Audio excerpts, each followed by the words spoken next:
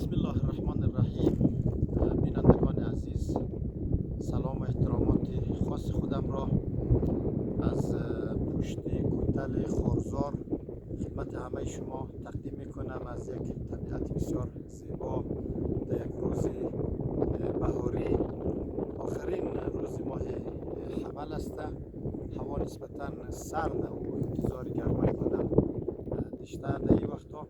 متاسفانه همین چند روز میشه هوای اینجا خیلی واقعا سرد. این روز هم شما میبینید که ما در لباس تقریبا زمستانی هم اینجا که فاتحه بود، مادر از آقای خلیلی فوت شده بود. روزای جمعه ما اینجا ختم قرآن بود. ما دیم در این منطقه این دوستان مشاهده می‌کنیم که هنوز خیلی نه علف است در این کوه، نه دیگه، نه به خاطر که هوا سرد بوده.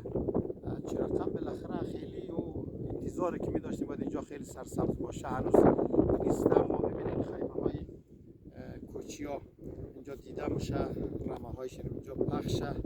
از جمعه تا حالا که ما آمدیم از قریه دانیبوم تا همین منطقه ولی توکریک را اینو رقم گیرو پیتاو ویجده ها نصب هنوز یک مقدارش تا اوکراین ما نتونستیم ویدیو بگیرم. به حال همینجی گفتیم باشه یک استراحت هم کنیم با جاهای استاد حسینی، شیخ حسینی از قریه مکلک همینجی لای جناب استاد اسد از دانیبوم همین سر خوردیم که باشه ویدیو کنیم، هم طبیعت اینجا رو به شما نمایش بدیم.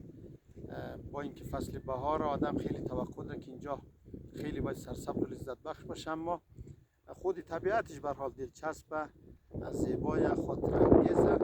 اما این دردی که واقعا مردم ما از این ناحیه یک دو هفته است که مردم ما واقعا اذیت. امروز هم که رفته بودیم داد و بیداد میکردن که اینا اول می خیلی وقت اندن دیگه کنه باز اینا که میانم خب آدم ولی نمیان دیگه که میانم در چورا چپاونه در کشتار مزارع مردم در امن نیست دیگه. چیزی که ببینیم دیده شوه آینده چی میشه. خدا یک خیر را، یک وقت خوشی و جانجوری را